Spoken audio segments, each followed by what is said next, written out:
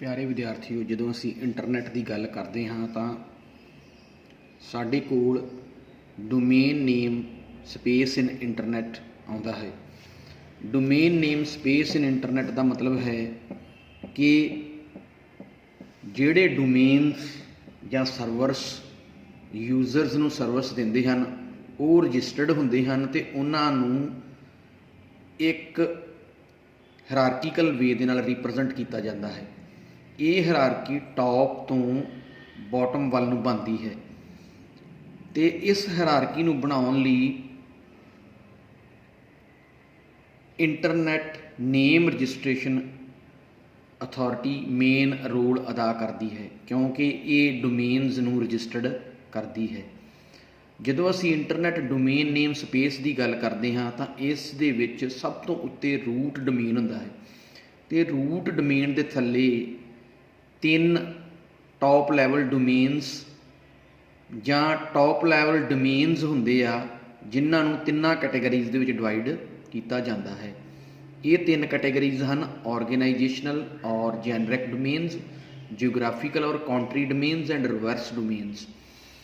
ਜਦੋਂ ਅਸੀਂ ਆਰਗੇਨਾਈਜੇਸ਼ਨਲ ਔਰ ਜੈਨਰਿਕ ਡੋਮੇਨਸ ਦੀ ਗੱਲ ਕਰਦੇ ਹਾਂ ਤਾਂ ਇਸ ਦੇ ਵਿੱਚ ਉਹ ਡੋਮੇਨਸ ਆਉਂਦੇ ਹਨ ਜਾਂ ਉਹ ਸਰਵਰ ਕੰਪਿਊਟਰਸ ਆਉਂਦੇ ਹਨ ਜਿਹੜੇ .com ਕਰਕੇ ਜਾਣੇ ਜਾਂਦੇ ਹਨ। .com ਦਾ ਭਾਵ ਹੈ ਫਾਰ ਕਮਰਸ਼ੀਅਲ ਆਰਗੇਨਾਈਜੇਸ਼ਨਸ, .net ਦਾ ਭਾਵ ਹੈ ਫਾਰ ਨੈਟਵਰਕਿੰਗ ਆਰਗੇਨਾਈਜੇਸ਼ਨਸ, .gov ਦਾ ਭਾਵ ਹੈ ਫਾਰ ਗਵਰਨਮੈਂਟਲ ਆਰਗੇਨਾਈਜੇਸ਼ਨਸ, .edu ਦਾ ਭਾਵ ਹੈ ਫਾਰ ਐਜੂਕੇਸ਼ਨਲ ਆਰਗੇਨਾਈਜੇਸ਼ਨਸ, .org ਦਾ ਭਾਵ ਹੈ for non commercial organizations, .mil ਦਾ ਭਾਵ ਹੈ ਫਾਰ ਮਿਲਟਰੀ ਆਰਗੇਨਾਈਜੇਸ਼ਨਸ, .int ਦਾ ਭਾਵ ਹੈ ਫਾਰ ਇੰਟਰਨੈਸ਼ਨਲ ਆਰਗੇਨਾਈਜੇਸ਼ਨਸ। ਇਹ ਸਾਰੇ ਡਿਫਰੈਂਟ ਡੋਮੇਨਸ ਹਨ ਜਿਹੜੇ ਵੱਖਰੇ ਤਰ੍ਹਾਂ ਦੀਆਂ commercial, non commercial, educational organization ਜਾਂ ਨਾਨ ਕਮਰਸ਼ੀਅਲ ਆਰਗੇਨਾਈਜੇਸ਼ਨਸ ਜਾਂ ਮਿਲਟਰੀ ਜਾਂ ਇੰਟਰਨੈਸ਼ਨਲ ਆਰਗੇਨਾਈਜੇਸ਼ਨਸ ਦੇ ਨਾਲ ਸੰਬੰਧ ਰੱਖਦੇ ਹਨ। ਇਸ ਤੋਂ ਥੱਲੇ ਆਉਂਦੇ ਹਨ ਕੰਟਰੀ ਡੋਮੇਨਸ। ਜਿਸ ਤਰ੍ਹਾਂ ਨਾਂ ਤੋਂ ਹੀ ਸੰਬੰਧ ਹੈ, ਉਹ ਡੋਮੇਨਸ ਜਿਹੜੇ ਕਿਸੇ ਖਾਸ ਕੰਟਰੀ ਦੇ ਨਾਲ ਸੰਬੰਧ ਰੱਖਦੇ ਹਨ ਜਾਂ ਉਹ ਡੋਮੇਨ ਜਿਹੜੇ ਕਿਸੇ ਖਾਸ ਕੰਟਰੀ ਦੇ ਵਿੱਚ ਵਰਕ ਕਰ ਰਹੇ ਹਨ ਯੂਜ਼ਰਸ ਵਾਸਤੇ, ਉਹਨਾਂ ਨੂੰ ਕੰਟਰੀ ਡੋਮੇਨ ਕਿਹਾ ਜਾਂਦਾ ਹੈ। ਜਿਵੇਂ .in ਤੋਂ ਭਾਵ ਹੈ ਕਿ ਇਹ ਕੋਈ ਇੰਡੀਆ ਦਾ ਡੋਮੇਨ ਹੈ। .it ਤੋਂ ਭਾਵ ਹੈ ਇਟਲੀ ਦਾ ਡੋਮੇਨ। .fr ਤੋਂ ਭਾਵ ਹੈ ਫਰਾਂਸ ਦਾ ਡੋਮੇਨ। .us ਤੋਂ ਭਾਵ ਹੈ ਉਹ ਡੋਮੇਨ ਜਾਂ ਉਹ ਕੰਪਿਊਟਰ ਜਾਂ ਉਹ ਸਰਵਰ ਜਿਹੜਾ ਯੂਨਾਈਟਿਡ ਸਟੇਟਸ ਦੇ ਵਿੱਚ ਲੱਗਾ ਹੋਇਆ ਹੈ ਜਾਂ ਇੰਸਟਾਲਡ ਹੈ। .jp ਦਾ ਭਾਵ ਹੈ ਜਾਪਾਨ ਦੇ ਨਾਲ ਰਿਲੇਟਡ ਡੋਮੇਨ। ਅਗਲਾ ਆ ਜਾਂਦਾ ਰਿਵਰਸ ਡੋਮੇਨ। ਰਿਵਰਸ ਡੋਮੇਨ ਤੋਂ ਭਾਵ ਹੈ ਕਿ ਇੱਕ ਸਪੈਸ਼ਲ ਡੋਮੇਨ ਨੇਮ ਜਿਸ ਨੂੰ ਅਸੀਂ -ADDR.APRA ਕਹਿੰਦੇ ਹਾਂ, ਇਹ ਕੀ ਕਰਦੀ ਹੈ? ਇਹ ਡੋਮੇਨਸ ਨੇਮਸ ਨੂੰ IP ਐਡਰੈਸਿਸ ਦੇ ਵਿੱਚ ਕਨਵਰਟ ਕਰ ਦਿੰਦੀ ਹੈ। ਜਿਵੇਂ ਇੱਕ ਸਾਡੇ ਕੋਲ ਡੋਮੇਨ ਨੇਮ ਹੈ sun.scit.wlv।